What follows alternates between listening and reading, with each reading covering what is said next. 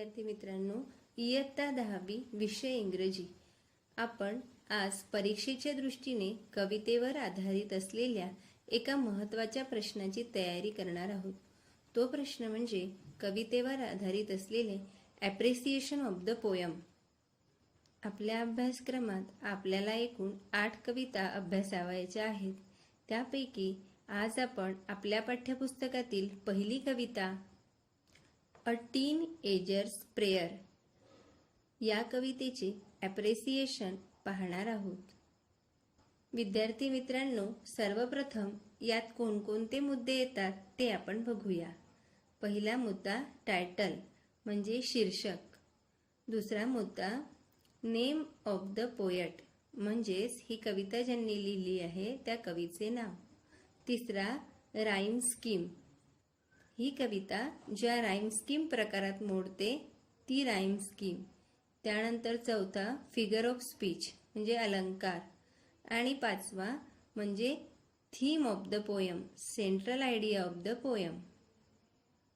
कवितेची मध्यवर्ती संकल्पना. चला तर मग एक एक मुद्दा आपण विस्तृतपणे बघूया. पहिला मुद्दा टायटल. या मुद्द्यात आपल्याला कवितेचे शीर्षक लिहावयाचे आहे, पण ते लिहिताना कवितेचे केवळ नाव न लिहिता पूर्ण वाक्यात आपल्याला लिहावयाचे आहे.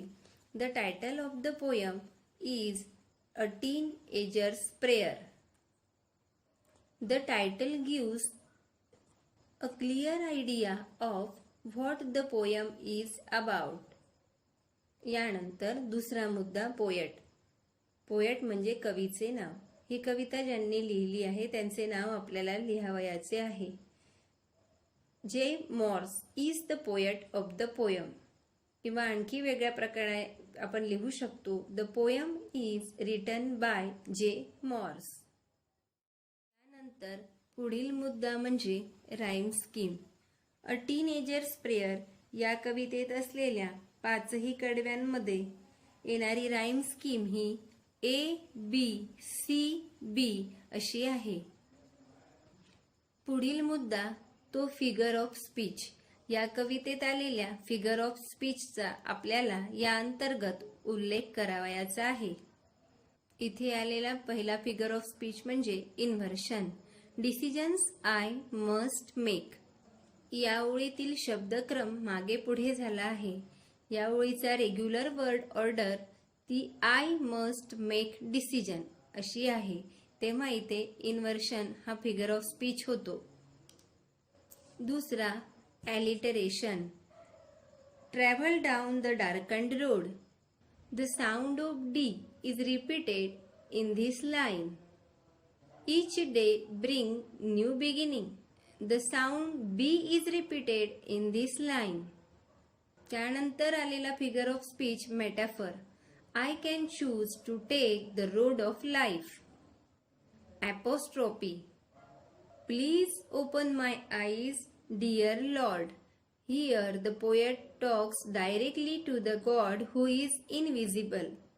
अशा प्रकारे इन्व्हर्शन, ॲलिटरेशन, मेटॅफर, ॲपोस्ट्रोफी यापैकी कोणत्याही एका फिगर ऑफ स्पीचचा आपल्याला उल्लेख करावयाचा आहे. विद्यार्थी मित्रांनो, यानंतर आपण महत्त्वाचा मुद्दा बघणार आहोत, तो म्हणजे theme, central idea of the poem. हा मुद्दा तुम्हाला 2 गुण मिळवून देणारा आहे. The title of the poem is very appropriate. It itself reveals its theme. Teenage is the important and sensitive stage of everyone's life.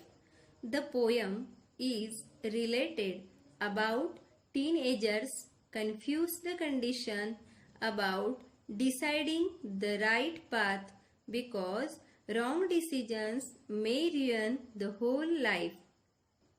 So the teenager prays for God's help and guidance through whole poem.